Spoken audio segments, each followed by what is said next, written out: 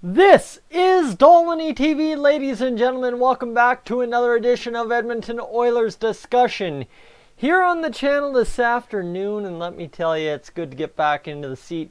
Do one of these back-to-back nights of ball, a little bit of visits from some friends from down in Cold Lake. A good time all around yesterday, but it's time to get back to the grind. And with that, how else do you do that without some good old Oilers news brewing up on, well, what do you say, July 11th? We are, 51 days from September. So, hey, get excited. We're 51 days away from Labor Day. So, we're getting closer. We're getting closer to hockey season. And with that, the Oilers continue to fine-tune the management, front office, whatever you want to call it, when it comes to the scouts. So, the Oilers have kind of shuffled around their scouts with Mr. Ken Holland hiring some familiar guys from Detroit. I mean, I don't really have much of a book here. I'm going off of the Oilers Nation article, and here you go. What is going to go on? I will explain in a second here from the Oilers Nation article. Tyler Wright served as Director of Amateur Scouting for the Red Wings under Holland from 2013 to 2019. He has been hired as Director, or will join as a will join the staff. Okay, so I don't even have an official status on Tyler Wright. Pardon me, I thought I did.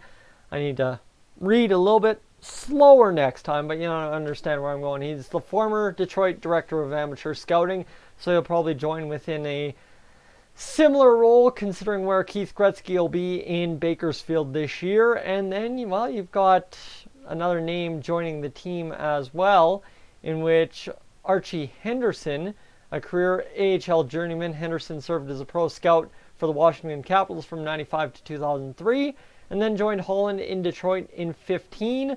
Well, you know what? He will join the Oilers as probably a pro scout right there. Direct across. Now, more moves obviously to probably come. I couldn't find anything official on the Oilers website, unfortunately. Maybe I should check an old Twitter search and we get it going live on Dolynny TV this afternoon, but I don't see much in terms of results when it comes to the Oilers and any news on pro scouts as it stands right now. So we're pretty good. Yeah, so that is the way she goes. But there's Mr. Jim Matheson possibly tweeting out that Mike Chiarelli, who's an Oilers amateur scout and Peter's brother, may be going to work for the Minnesota Wild. So right there's some information for you on that. But that's about the best I can find, is some random tweets and some Oilers Nation's articles on this kind of stuff right now. But what does it mean? That's exactly. We know the names, Archie Henderson and Tyler Wright. Two guys coming in and getting things going. I guess what you got to look at is what everyone's going to talk about with Tyler Wright and what he did in Detroit under Holland from 2013 to 2019.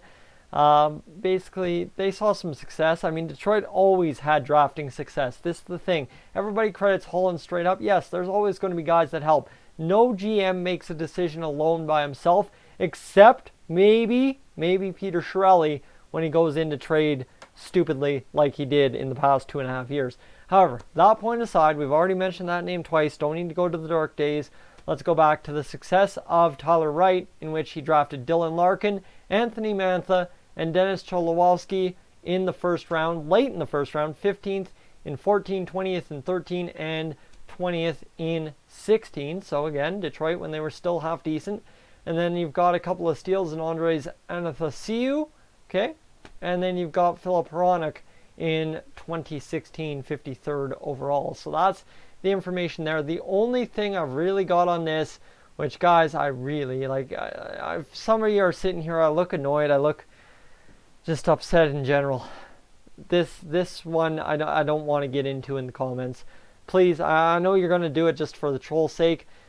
Tyler Wright played 40-ish games for the Edmonton Oilers way back in, I believe, the 90s. So there is an Oilers connection there. But again, this is not old boys club mentality right there. It's not Ken Lowe, Craig McTavish bringing these guys in.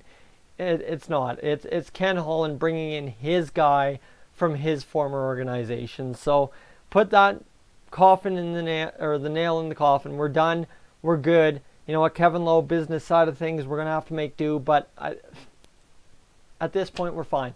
You know what, move on, new direction, let's go. So that's all I got to say on that. And then we turn ourselves over to the news on the Oilers from Scout.com, which I think has something to do with CBS.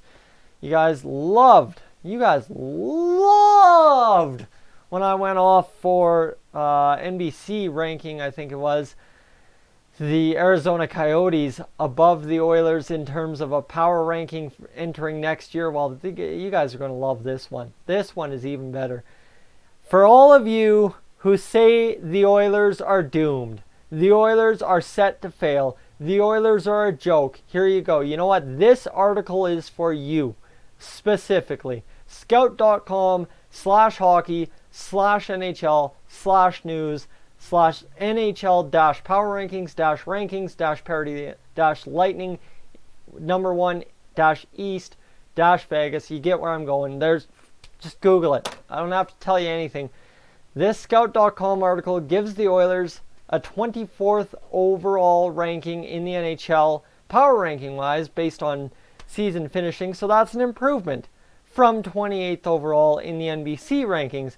However, guys, this is the fun one.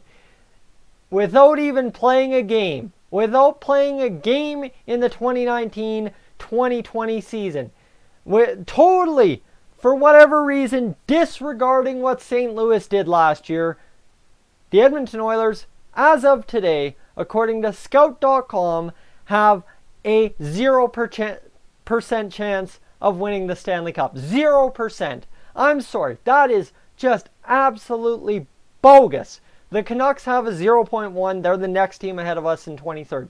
The Oilers have a 0% chance of winning the Cup. I'm sorry. I am absolutely sorry. I'm going to go over to this article from the Edmonton Journal. Not often you guys catch me agreeing with the Edmonton Journal. David Staples, one of the guys I tend to agree with a little bit more than the other few, but is what it is. He said, number 2 in his take on this whole mess that is these rankings for the Oilers. Can the Oilers actually win the Cup? Of course they can. Hello, it's a 31-team league where you got to play 82 games. You can't just, oh my God, we lost our first 10. We're done. Let's call it a season after game number 12. You don't do that. That's not how the NHL works. You play 82, whatever the standings are after 82. If you have to play an 83rd, you play an 83rd, and you figure out who's in the playoffs. It's not games over by not even puck drop in friggin' October. No, game's over for Oilers fans right now. You know what? Cancel the parade. Cancel this. Come on. Seriously, this junk stuff that just keeps coming out just to get the clicks. And I mean, this is obviously I'm doing the same exact thing, quote unquote, I guess you could say, but it's just absolutely ridiculous, the stuff that comes out right around this time of year. I mean, those power rankings were hilarious too, but it's just all about angering bases. I don't understand it. Like, seriously. You don't even know what the full team, you don't even know what the team looks like. Honestly, if you take today's Oilers roster, I will bet money down not a single one of us can actually predict the opening night lineup. You might be able to predict the opening night roster. I will give you credit there where credit is due. However, the opening night lineup, I highly doubt anyone can here right now predict what it's going to look like. I certainly can't. You can't. Because guess what? There's an Alex Chiasson possibility. There's a Jason Garrison possibility. There's the stupidity that happens in camp with the PTOs and stuff like that. Guys, there's way too much out there right now to be sitting here getting worked up about an article writing off the Oilers' chances. Why am I doing it? Because I don't want to hear it. Like, seriously, I know saying I don't want to hear it brings it on, but it's just games haven't even been played. Games have not even been played yet, and we're writing off our chances of having a fun year. We're literally sitting here, yay, I'm excited to be depressed. I'm excited to be angry. Why? Why not choose to be positive? I don't get that. I'm not saying these CBS rankings are Oilers based. I'm not saying they're based on the opinion of Oilers fans. No, that's not what I'm getting at. It's just the simple fact of the matter of where and how divided we are, and how much, just guys, an observation from the comment section, how many of us here in particular want the Oilers to fail. We want the Oilers to fail to prove us right. That is absolutely, I don't want to call it clown thinking, because I understand it. I 100% understand the anger, the frustration, the disappointment. I understand it.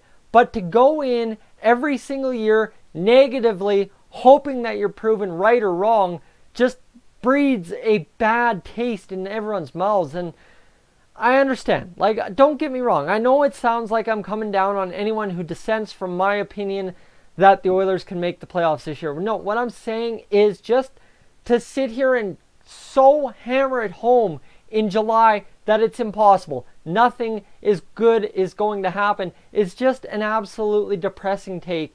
And as somebody who tries to pride themselves on being as positive as possible at all times, obviously I do some negative videos here and there, don't get me wrong. That's the objectivity of how it's got to go. But you got to hold out hope.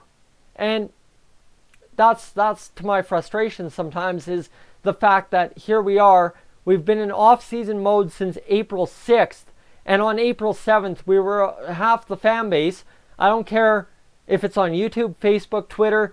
Anyone I talk to in real life is writing off the Oilers before even we had hired a GM, we had hired a coach, we had done anything. We were written off for 1920.